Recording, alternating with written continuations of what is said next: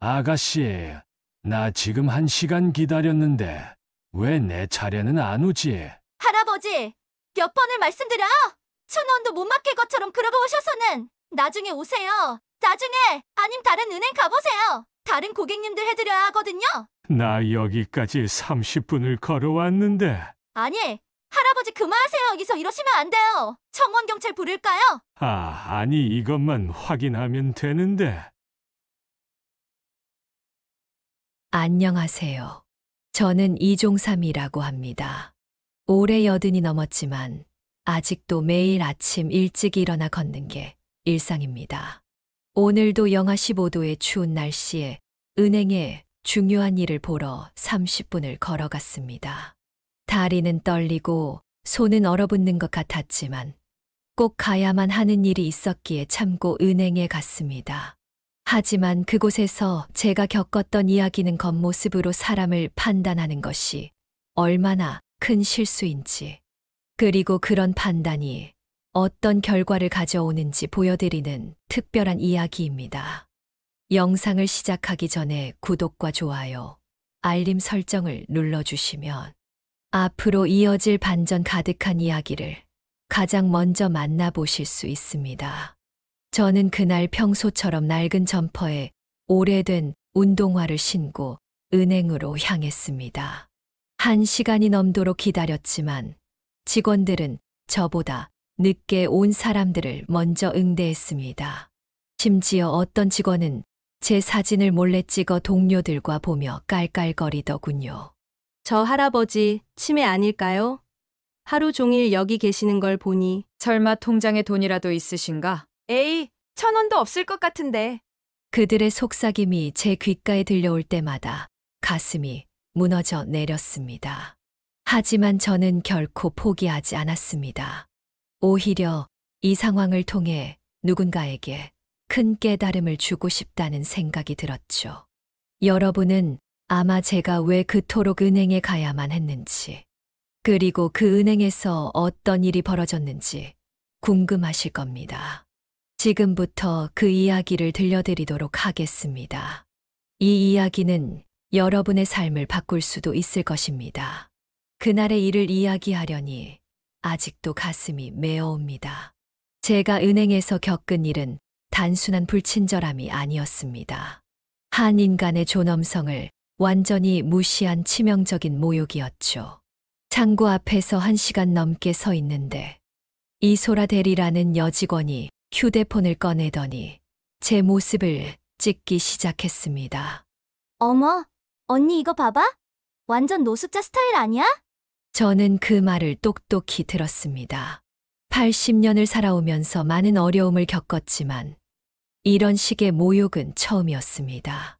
제가 입은 낡은 점퍼, 다른 운동화가 그들 눈에는 그토록 우습게 보였나 봅니다. 그러게 사진 찍어도 우리 은행 역대급이다. 순간 화가 치밀었지만 저는 차분히 말씀드렸습니다.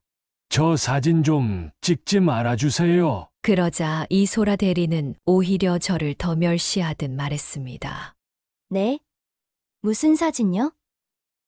할아버지 진짜 치매신가? 치매 환자 취급을 하고 1,000원도 예금하지 못할 거라며 무시하는 그들의 태도에 가슴이 찢어지는 것 같았습니다. 하지만 제 아버지께서 늘 말씀하셨죠.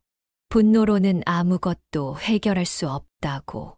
이러다가 민원 들어오겠다. 빨리 보내. 할아버지, 이제 가보세요. 다음에 오시든가. 그들은 제 통장을 확인해 보려는 시도조차 하지 않았습니다. 겉모습만 보고 판단을 내린 거죠. 하지만 인생이란 게 참 묘합니다. 때로는 우리가 가장 무시하고 업신여겼던 순간이 우리 삶의 가장 큰 전환점이 되기도 하니까요.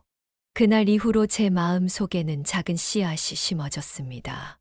단순히 그들에게 제가 누구인지를 보여주는 것을 넘어서 이 사회에 만연한 편견과 차별에 대해 작은 변화를 만들어내고 싶다는 생각이었죠. 그 전에 제 과거 이야기를 들려드리려 합니다. 여러분이 지금 보시는 수십억대 자산가인 제가 어떻게 이 자리까지 오게 되었는지 말이죠. 여보, 우리 애들 잘 부탁해요. 50년 전 제 아내의 마지막 말이었습니다. 암 투병 끝에 먼저 떠난 아내는 초등학생인 첫째 아들과 3살 배기 둘째 딸을 제게 맡기고 떠났습니다. 아빠, 엄마는 언제 와요? 가슴이 찢어지는 것 같았지만 저는 아이들 앞에서 울 수 없었습니다. 이제 이 어린 두 생명을 혼자서 책임져야 했으니까요. 곧 올 거야. 아빠가 열심히 일해서 우리 행복하게 살자. 새벽에는 건설 현장에서 일용직으로 일했고 밤에는 야간 경비를 섰습니다. 잠은 하루 3시간이 전부였죠. 하지만 아이들의 끼니를 챙기고 학비를 마련하기 위해서는 이렇게라도 해야만 했습니다. 야, 저 사람 노가다꾼 맞지? 애들은 어떻게 키우려고 쯧쯧. 저러니까 평생 그 자리에 머무는 거야. 주위 사람들의 멸시, 어린 시선과 말들이 가슴에 박혔지만 저는 참았습니다. 아이들의 미래가 걸린 일이었으니까요. 아빠, 나 이제 학교 안 갈래. 다른 애들처럼 학원도 못 다니는데. 아니야. 우리 딸, 아빠가 꼭 보내줄게. 조금만 더 참자. 그렇게 하루하루를 버텨냈습니다. 비가 오나 눈이 오나 매일 새벽 4시면 현장으로 향했죠. 현장에서는 가장 힘든 일을 도맡아 했습니다. 그 누구보다 성실하게, 그 누구보다 열심히 일했습니다. 아이들은 그런 제 모습을 보며 자랐습니다. 학교가 끝나면 도서관에서 공부하고 집에 와서는 제가 일하고 온 뒤에도 책을 보고 있었죠. 그런 아이들의 모습에 저는 더욱 힘을 낼 수 있었습니다. 생각해보면 그 시절이 제 인생에 가장 힘들면서도 가장 행복한 시기였는지도 모릅니다. 아이들과 함께 라면 한 그릇을 나눠 먹으면서도 웃을 수 있었으니까요. 현장에서의 생활은 결코 쉽지 않았습니다. 매일 아침 가장 먼저 현장에 도착해서 가장 늦게까지 일했지만 사람들의 시선은 달라지지 않았죠. 저기 또 노가다꾼 왔다. 저 양반 꼴 좀 봐. 마음이 아팠지만 저는 묵묵히 제 할 일을 했습니다. 비가 오나 눈이 오나 매일 아침 현장의 쓰레기를 치우고 공구들을 정리했죠.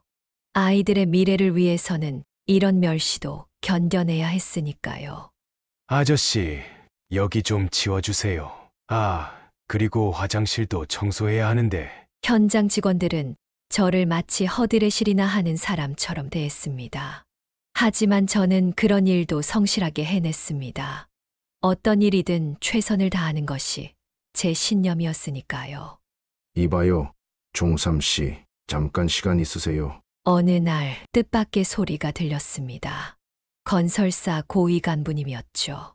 평소 제가 일하는 모습을 지켜보셨다고 합니다. 종삼 씨가 매일 이렇게 성실하게 일하는 걸 보면서 참 대단하다고 생각했습니다. 처음으로 누군가가 제 노력을 알아봐 준 순간이었습니다. 그분은 제게 특별한 제안을 하셨습니다.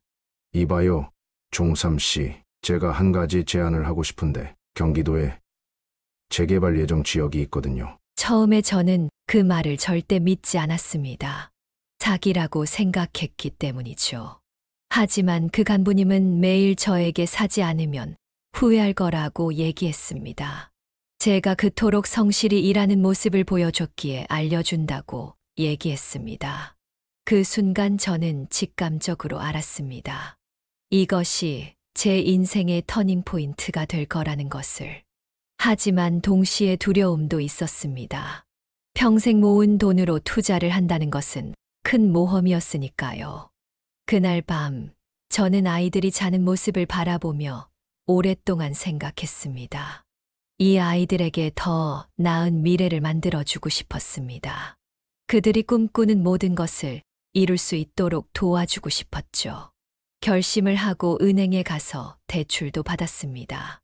모든 것을 걸어야 했지만 이상하게도 두렵지 않았습니다.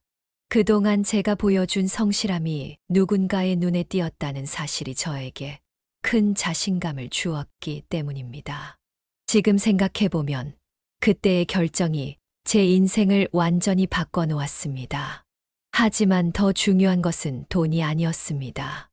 누군가 저를 인정해주고 저의 가치를 알아봐 주었다는 그 사실이 저를 더 당당하게 만들어 주었죠. 그리고 그때 저는 다짐했습니다. 나중에 제가 성공하게 된다면 저처럼 열심히 살아가는 사람들에게 꼭 도움이 되는 사람이 되겠다고. 그리고 그들의 진정한 가치를 알아봐 주는 사람이 되겠다고. 이제 여러분께 제가 어떻게 그 땅에 투자하게 되었고, 그것이 어떤 결과를 가져왔는지 말씀드리려고 합니다. 이것은 단순한 성공 스토리가 아닙니다. 한 인간의 존엄성과 가치가 어떻게 인정받을 수 있는지에 대한 이야기이기도 하니까요. 대출을 받기 위해 은행을 찾아다녔던 그때가 생각납니다. 대부분의 은행에서 저를 거절했죠. 하지만 포기할 수 없었습니다.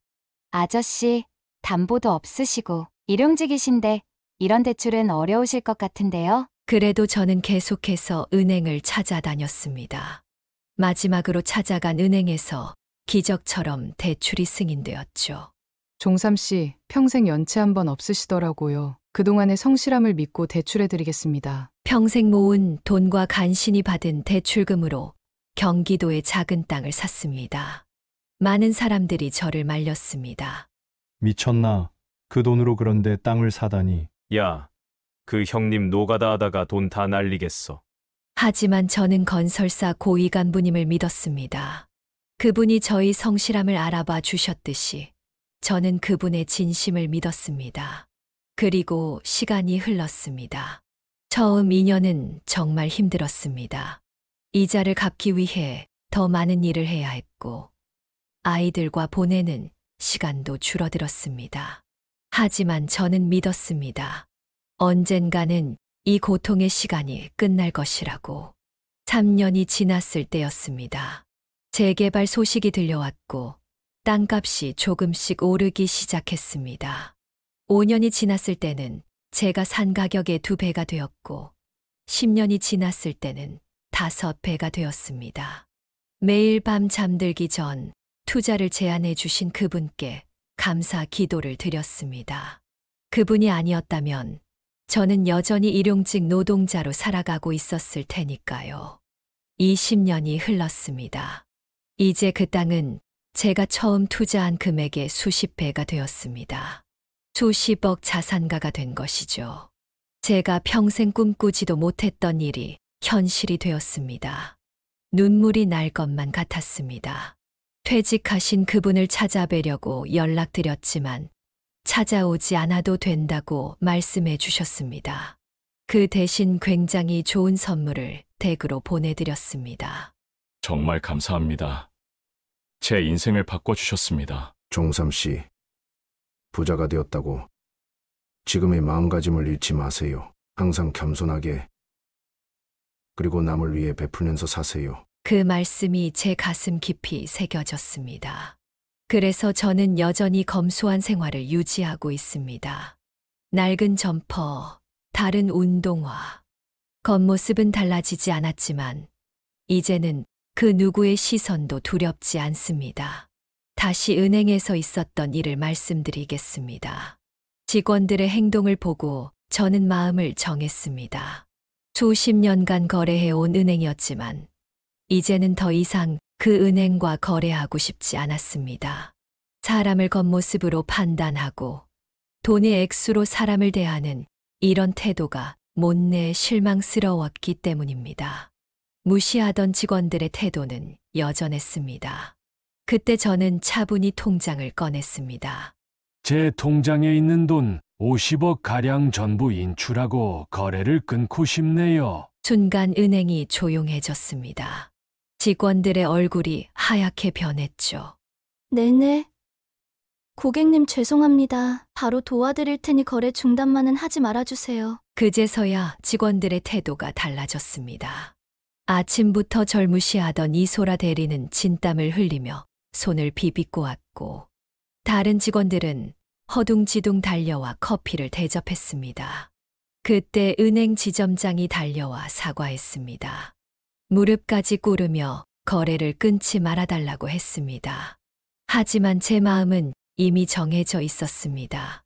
돈이 많다고 해서 잘난 것이 아니듯 돈이 없다고 해서 못난 것도 아니기 때문입니다. 제가 받은 모욕은 제가 마지막이었으면 좋겠다는 생각이 들었기 때문입니다. 더 이상 누군가가 겉모습으로 차별받지 않는 세상을 만들고 싶었습니다. 모든 직원들이 모여 있는 가운데 이소라 대리가 제 앞에 무릎을 꿇었습니다. 얼마 전까지 저를 무시하던 그 당당한 모습은 온데간데 없었죠. 죄송합니다. 정말 죄송합니다. 눈물을 흘리며 사과하는 그녀를 보니 마음 한켠이 불편했습니다. 제가 원한 건 이런 모습이 아니었기 때문입니다. 일어나세요. 그런데 진심으로 미안하다면 제안이 하나 있습니다. 이소라 대리의 눈이 커졌습니다. 아마도 제가 어떤 무리한 요구를 할 거라 생각했나 봅니다. 매주 토요일 제가 후원하는 무료급식소에서 봉사활동을 해주시면 좋겠습니다. 사실 그 무료급식소는 땅을 매각한 후에 가장 먼저 찾아간 곳이었습니다. 제가 일용직으로 일할 때 자주 들렀던 곳이었죠. 그때는 무료로 제공되는 국밥 한 그릇이 정말 큰 위안이 되었습니다. 제가 땅 매각 후 찾아갔던 급식소의 박할머니는 저를 알아보시고 반갑게 맞아주셨습니다. 그곳에서 일하시는 분들은 제가 아이들 둘을 키우며 고생하던 시절부터 저를 지켜보신 분들이었습니다. 할머니, 이제는 제가 이 급식소를 돕고 싶습니다. 그렇게 시작된 급식소 지원은 제게 큰 보람을 주었습니다.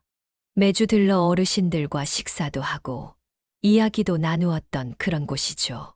그런 곳에 봉사활동을 해달라는 제 제안에 잠시 놀란 기색을 보이던 이소라 대리의 얼굴에 안도감이 스쳤습니다.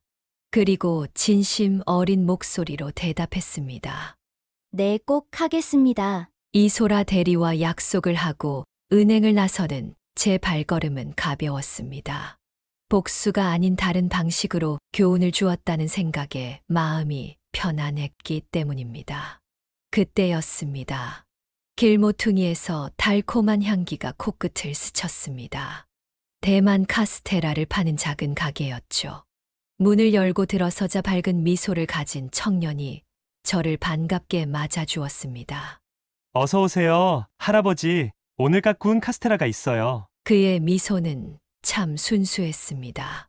낡은 옷차림의 저를 보고도 전혀 달라지지 않는 친절함이 느껴졌습니다.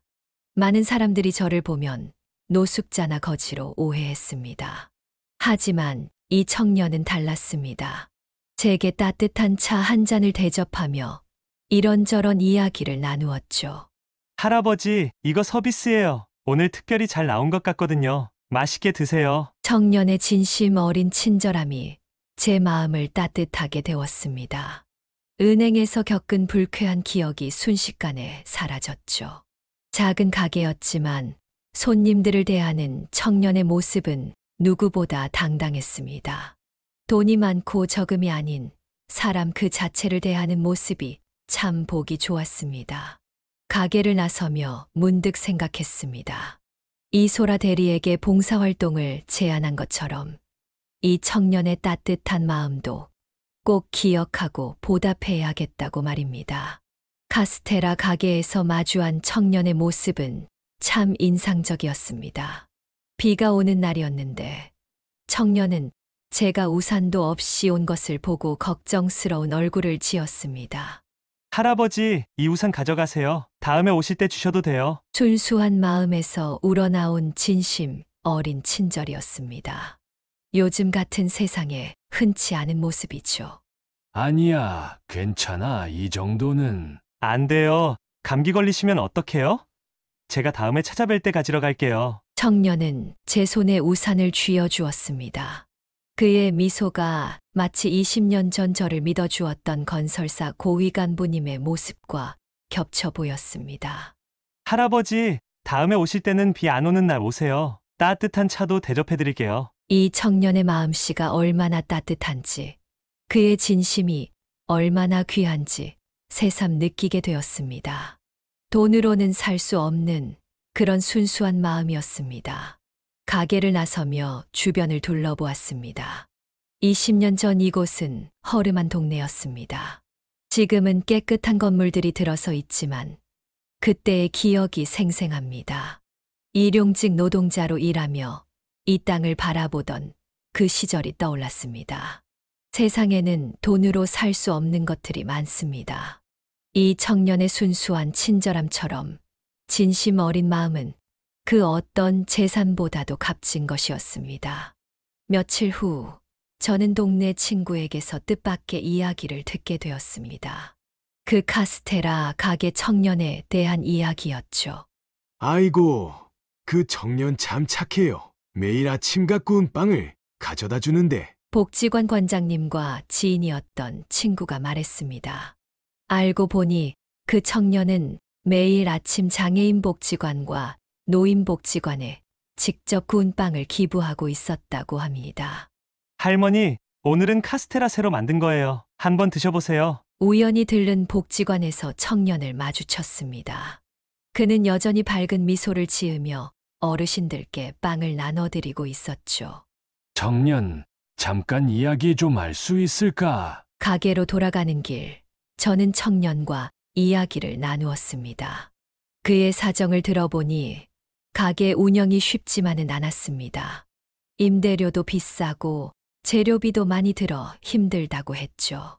그래도 제가 가진 걸 나눌 수 있다는 게 얼마나 감사한 일인지 몰라요. 청년의 말에 제 눈시울이 뜨거워졌습니다. 어려운 형편에도 나눔을 실천하는 모습이 참 아름다웠기 때문입니다. 내가 좋은 제안이 하나 있는데. 네. 무슨 제안이신데요? 저는 청년에게 제 건물로 이전하자고 제안했습니다. 임대료는 현재의 반만 받겠다. 그중 또 절반은 기부 활동에 쓰자고 제안했죠. 처음에는 깜짝 놀라는 듯 했지만 청년의 눈이 반짝였습니다. 더 많은 분들에게 나눔을 실천할 수 있다는 생각에 기뻐하는 모습이 역력했죠.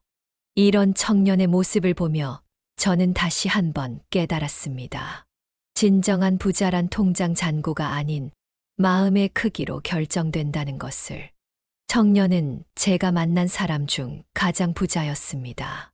그의 따뜻한 마음이 더 많은 사람들에게 전해질 수 있도록 저는 작은 힘을 보태기로 했습니다. 이것이 제가 부자가 된 진정한 이유가 아닐까 하는 생각이 들었습니다. 청년의 선한 영향력은 제 마음에 큰 울림을 주었습니다. 그의 기부처였던 장애인 복지관과 노인 복지관을 찾아가 보니 그곳에는 도움이 필요한 분들이 많았습니다. 종삼 씨, 정말 이렇게 큰 금액을 기부하시겠다는 건가요? 복지관 관장님은 제가 10억을 기부하겠다고 하자 놀란 눈으로 물으셨습니다. 네, 이 돈이 꼭 필요한 곳에 쓰였으면 좋겠습니다. 그런데 문득 한 가지 생각이 떠올랐습니다. 돈으로만 돕는 것이 아닌 실질적인 도움을 줄 수 있는 방법이 필요했죠. 그때 은행의 이소라 대리가 생각났습니다. 대리님, 잠시 시간 좀 내주시겠어요? 네. 할아버지, 무슨 일이신가요? 이소라 대리의 표정이 굳어졌습니다. 아마도 제가 또 다른 요구를 할까봐 걱정되었나 봅니다. 우리 노인복지관에서 재능기부 강사를 해주면 어떨까요? 노후 자금 관리, 이소라 씨라면 잘 할 수 있을 것 같은데. 처음에는 당황스러워하던 이소라의 얼굴에 서서히 밝은 빛이 돌았습니다. 은행원으로서의 전문성을 살려 어르신들께 도움을 줄 수 있다는 생각에 설레는 눈치였습니다. 시간이 지날수록 이소라 대리는 열정적으로 강의를 준비했습니다. 어르신들의 눈높이에 맞춘 자료를 만들고 쉬운 설명을 위해 밤늦게까지 연습하는 모습이 보였습니다. 복지관에는 조금씩 변화가 일어났습니다. 어르신들은 이제 통장 관리하는 법을 배우고 은퇴 후 자금 관리하는 방법을 익히게 되었습니다. 무엇보다 가장 큰 변화는 이소라의 마음가짐이었습니다. 더 이상 사람을 겉모습으로 판단하지 않게 되었고, 진심으로 어르신들을 대하는 모습이 보기 좋았습니다. 청년의 선한 영향력이 저를 변화시켰고, 제 작은 실천이 이소라를 변화시켰습니다. 그리고 이제 그 변화는 더 많은 사람들에게 전해지고 있었습니다. 1년이 흐른 어느 날, 카스테라 가게가 있는 건물 2층에 큰 변화가 생겼습니다. 비어있던 공간을 도서관으로 만들기로 한 것입니다. 할아버지, 이런 좋은 공간을 도서관으로 만드신다고요? 카스테라 가게 청년이 놀란 눈으로 물었습니다. 그래, 이 동네 아이들을 위한 거야. 처음에는 작은 도서관을 생각했는데 인근 고등학생들과 대학생이 찾아왔습니다. 저희가 동생들 공부도 가르쳐주면 좋을 것 같아요. 순수한 마음으로 제안하는 학생들의 모습에 가슴이 따뜻해졌습니다. 정말 그렇게 해줄 수 있겠니? 네, 저희가 받은 도움을 이제 저희가 나눠주고 싶어요. 그렇게 도서관은 단순히 책을 읽는 공간을 넘어서게 되었습니다. 청년들이 자발적으로 저소득층 아이들의 학습을 도와주는 프로그램이 시작된 것입니다. 매일 오후가 되면 도서관은 활기로 가득 찼습니다. 책상마다 선생님이 된 청년들과 초등학생들이 앉아 함께 공부하는 모습이 보기 좋았습니다. 특히 인상 깊었던 것은 처음에는 공부를 가르치러 왔던 청년들이 점차 자신들의 미래에 대해서도 진지하게 고민하게 된 것입니다. 어린 동생들을 가르치면서 자신의 꿈도 더 구체적으로 그리게 된 것이죠. 봉사활동은 주말에도 이어졌습니다. 토요일마다 열리는 특별 수업에서는 청년들이 돌아가면서 자신의 특기를 살린 수업을 진행했습니다. 미술을 잘하는 학생은 미술을, 음악을 좋아하는 학생은 악기를 가르쳐 주었죠. 한 달에 한 번은 책 읽어주는 날로 정했습니다. 동화책부터 위인전까지 아이들의 눈높이에 맞춘 다양한 책을 함께 읽었습니다. 카스테라 가게 청년은 간식을 제공하겠다고 나섰고, 이소라 대리는 주말마다 와서 경제 교육을 해주겠다고 했습니다. 모두가 자발적으로 참여하는 모습이 감동적이었습니다. 시간이 흐를수록 도서관은 단순한 학습 공간이 아닌 꿈을 키우는 공간으로 발전해 갔습니다. 아이들은 이곳에서 지식뿐만 아니라 나눔의 가치도 배우고 있었습니다. 도서관이 자리를 잡아가던 즈음, 저는 한 가지 더 생각이 났습니다. 바로 옆 공간을 무료급식소로 만들기로 한 거죠. 이름하여 나눔식당입니다. 종삼 씨, 이런 번화가에 무료급식소를요? 네, 이곳이라면 더 많은 분들이 편하게 오실 수 있을 것 같아서요. 처음에는 주변 상인들의 걱정도 있었습니다. 하지만 깔끔하게 인테리어를 하고 나눔 식당이라는 따뜻한 이름을 붙이니 분위기가 달라졌습니다. 저기 혹시 여기서 일할 사람은 안 구하나요? 첫 번째로 찾아오신 분은 은퇴하신 김영호 씨였습니다. 평생 식당 주방에서 일하다 은퇴하셨다고 합니다. 물론이죠. 선생님의 경험이 큰 도움이 될 것 같습니다. 감사합니다. 사실 은퇴하고 집에만 있다 보니 자존감이 많이 떨어졌거든요. 그렇게 한 분, 두 분, 은퇴하신 어르신들이 모이기 시작했습니다. 주방장 출신, 학교 급식 조리사 출신, 식당 운영하셨던 분들. 모두 각자의 전문성을 가진 분들이었죠. 우리가 아직 이렇게 쓸모 있는 사람이라니? 그래. 이제는 우리가 받은 걸 나눌 차례야. 은퇴 후 우울해하시던 어르신들의 얼굴에 활기가 돌았습니다. 단순히 밥을 짓는 일이 아니라 자신의 가치를 다시 발견하는 공간이 된 것입니다. 도서관에서 공부하던 아이들도 나눔 식당을 찾았습니다. 어르신들은 아이들에게 맛있는 점심을 대접하며 손주를 대하듯 따뜻하게 대해 주셨죠. 시간이 지날수록 나눔 식당은 단순한 무료급식소가 아닌 세대가 어우러지는 특별한 공간이 되어갔습니다. 어르신들은 일하는 보람을, 찾아오시는 분들은 따뜻한 밥과 정을 나누게 된 것입니다. 나눔 식당의 주방에서는 매일 아침 맛있는 음식 냄새가 퍼져나왔습니다. 71세의 서경숙 할머니가 40년간의 학교, 급식 경력을 살려 정성스럽게 음식을 만드셨기 때문입니다. 서경숙 할머니는 은퇴 후 처음에는 많이 힘들어 하셨다고 합니다. 40년 동안 매일 해오던 일을 더 이상 할 수 없다는 게 너무 허전했다고 하셨죠. 이제 나는 쓸모없는 사람이 된 걸까? 하지만 나눔 식당에서 새로운 삶의 의미를 찾으셨습니다. 이곳에서 만드는 음식 하나하나에 학교에서 아이들을 위해 요리하던 그때의 마음을 담았습니다. 할머니, 저 매주 경제 강의 재능 기부하고 있는 이소라라고 하는데요. 토요일마다 와서 도와드리고 싶어요. 은행원 이소라 대리가 토요일마다 봉사를 오겠다고 했을 때 할머니는 처음에는 걱정스러워 하셨습니다. 하지만 소라의 진심 어린 모습에 곧 마음을 여셨죠. 아가씨, 여기 야채 썰기는 이렇게 하는 거야. 시간이 지날수록 서경숙 할머니와 이소라 대리는 특별한 사이가 되었습니다. 할머니는 소라에게 요리를 가르쳐 주셨고, 이소라는 할머니께 스마트폰 사용법을 알려드렸습니다. 매주 토요일이면 두 사람은 함께 주방에서 일했습니다. 할머니가 국을 끓이면 소라가 반찬을 만들고 설거지도 함께 했습니다. 그렇게 나누는 시간 속에서 세대를 뛰어넘는 우정이 싹 텄습니다. 서경숙 할머니는 종종 말씀하셨습니다. 나눔 식당에서 일하면서 비로소 자신의 삶이 완성된 것 같다고. 은퇴 후에도 자신의 경험과 능력을 나눌 수 있다는 것이 얼마나 큰 축복인지 모른다고 하셨습니다. 소라도 많이 변했습니다. 은행에서 고객을 대할 때도 더 이상 겉모습으로 판단하지 않게 되었고, 모든 사람을 진심으로 대하게 되었습니다. 서경숙 할머니에게서 배운 것은 요리법만이 아닌 삶의 지혜였던 것입니다.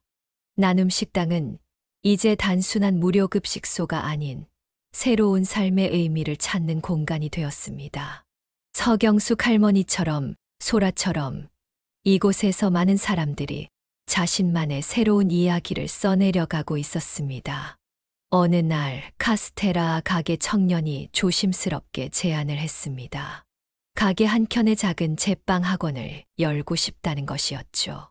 할아버지, 제가 한 가지 생각이 있는데. 그래, 무슨 생각인데? 취약계층 청년들을 위한 무료 제빵 교실을 열고 싶어요. 청년의 눈빛이 반짝였습니다. 자신이 받은 도움을 이제는 다른 이들에게 나누고 싶다는 순수한 마음이 전해져 왔습니다. 그런데 장소가 좀 좁지 않을까? 괜찮아요. 적은 인원이라도 시작하고 싶어요. 청년의 열정 덕분에 무료 제빵 학원은 금세 자리를 잡았습니다. 처음에는 3명의 청년들이 찾아왔고, 그들은 매일 아침 일찍부터 제빵 기술을 배우기 시작했습니다. 특별한 점은 이 청년들이 기술을 배우고 나면 다시 다른 사람을 가르치기로 약속했다는 것입니다. 받은 것을 나누는 선순환의 고리를 만들어 가기로 한 것이죠. 첫 수업에서 청년들이 만든 빵은 모양도 크기도 제각각이었습니다. 하지만 그들의 눈빛만큼은 누구보다 반짝였습니다. 자신의 미래를 향한 희망이 담겨 있었기 때문입니다. 나눔 식당의 서경숙 할머니도 이 청년들을 응원하셨습니다. 매일 아침 간식으로 떡을 가져다 주시며 힘을 북돋아 주셨죠. 할머니, 저희가 만든 첫 빵인데 드셔보세요. 청년들이 만든 첫 성공작을 맛본 할머니의 눈시울이 붉어졌습니다. 40년 전 자신이 처음 급식실에서 일을 시작했을 때가 생각나셨다고 합니다. 시간이 흐르면서 제빵 기술을 배운 청년들은 하나 둘 취업에 성공했습니다. 그리고 약속대로 주말마다 돌아와 새로운 청년들을 가르쳤죠. 이들의 이야기는 입소문을 타고 퍼져나갔습니다. 더 많은 청년들이 찾아왔고, 그들 모두가 같은 약속을 했습니다. 자신이 배운 것을 반드시 다른 이에게 나누겠다고 말입니다. 작은 카스테라 가게에서 시작된 나눔의 씨앗은 이렇게 조금씩 자라나고 있었습니다.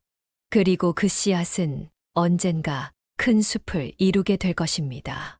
제가 시작한 작은 변화는 생각보다 더 큰 파장을 일으켰습니다. 안정적인 노후관리 교육, 나눔 식당, 무료 제빵 프로그램 등 우리의 재능 기부 프로그램은 전국의 많은 복지기관으로 퍼져나가기 시작했습니다.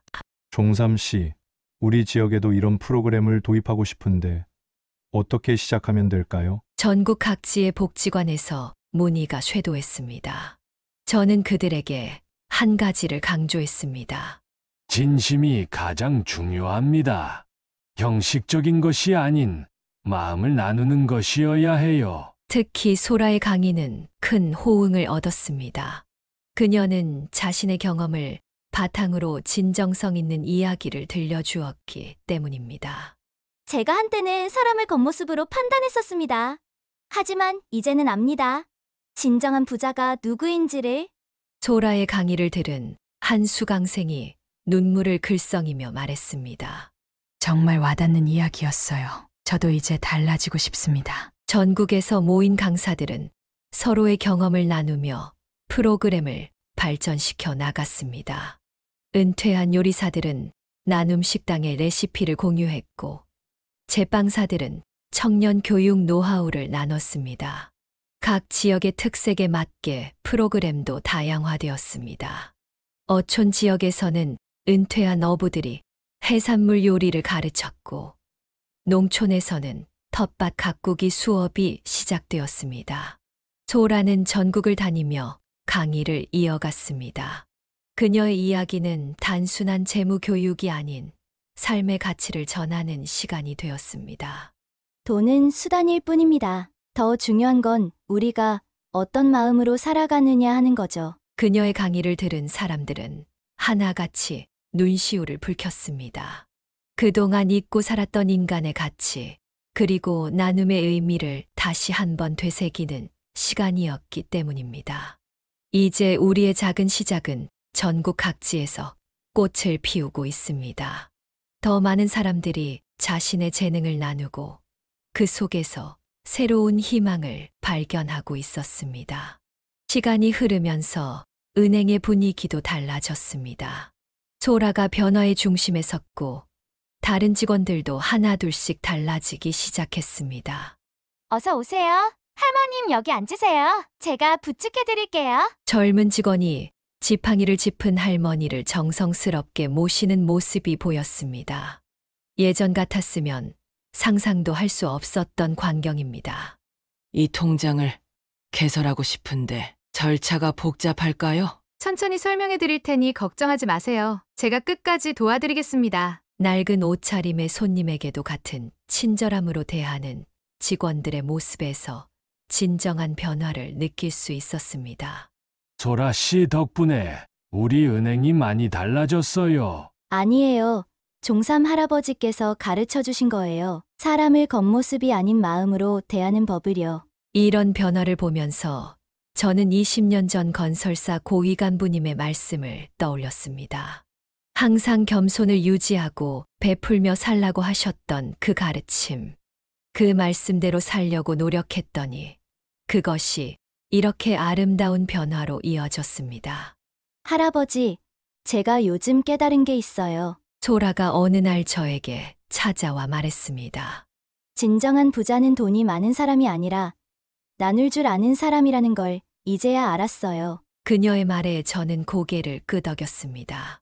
저 역시 그것을 깨닫는데 오랜 시간이 걸렸으니까요. 수십억의 자산가가 되었지만 여전히 검소한 생활을 유지하는 이유도 바로 그것입니다. 사람들은 종종 묻습니다. 왜 그렇게 많은 돈을 가지고 있으면서도 낡은 옷을 입고 다니냐고. 하지만 저는 압니다. 진정한 부자란 통장 잔고가 아닌 마음의 크기로 결정된다는 것을. 건설사 고위 간부님의 가르침은 이제 더 많은 사람들의 마음 속에 새겨지고 있습니다. 겸손과 나눔의 정신이 은행 직원들의 마음을 변화시켰고 그들이 만나는 모든 이들에게 다시 전해지고 있었습니다. 이제 나눔 식당은 더 큰 꿈을 꾸게 되었습니다. 전국 곳곳에 이런 공간을 만들어 더 많은 사람들에게 희망을 전하고 싶었습니다. 종삼 씨, 정말 전국으로 확대하실 계획이신가요? 복지관 관장님이 놀란 눈으로 물으셨습니다. 저는 미소를 지으며 대답했습니다. 네. 우리 동네에서 시작된 작은 변화를 더 많은 분들과 나누고 싶습니다. 사실 이 모든 것이 40년 전 제가 일용직으로 일할 때부터 시작된 이야기입니다. 그때 저는 매일 새벽 가장 일찍 현장에 나가 가장 늦게까지 일했습니다. 야, 저 사람 봐라. 저렇게 열심히 일해서 뭐 하겠어. 그래도 포기하지 않고 일하는 거 보면 대단하다. 주변의 시선은 달랐지만 저는 제 일에 최선을 다했습니다. 그리고 그 성실함이 결국 제가 이렇게 부자가 될 수 있었던 이유였습니다. 아버님, 그때는 정말 힘드셨죠? 어느 날 소라가 물었습니다. 힘들었지. 하지만 그때의 경험이 없었다면 지금의 나도 없었을 거야. 은행에서 받은 멸시는 이제 더 이상 아픈 기억이 아닙니다. 오히려 그것을 통해 제가 할 일을 찾게 되었으니까요. 누군가에 대한 복수가 아닌 선한 영향력으로 세상을 바꾸는 것. 그것이 제가 선택한 길이었습니다. 전국의 나눔 식당은 단순한 무료급식소가 아닌 희망을 나누는 공간이 될 것입니다. 은퇴하신 분들의 재능을 살리고 젊은이들에게는 새로운 기회를 제공하는 곳으로 만들고 싶습니다.